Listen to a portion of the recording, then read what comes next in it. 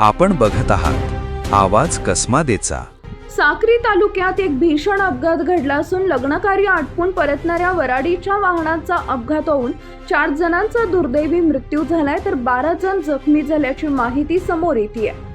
ही दुर्घटना शनिवार 4 एप्रिल रोजी दुपारच्या सुमारास तामसवाडी जवळील अक्कलपाडा परिसरात घडली।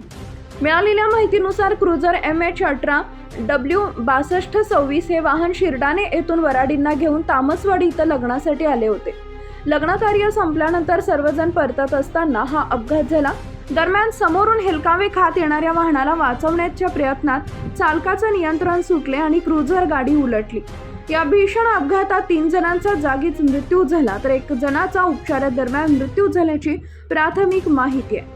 अपघातानंतर जखमींना तात्काळ साक्री ग्रामीण रुग्णालय आणि धुळे येथील हिरे रुग्णालयात उपचारासाठी दाखल करण्यात आले।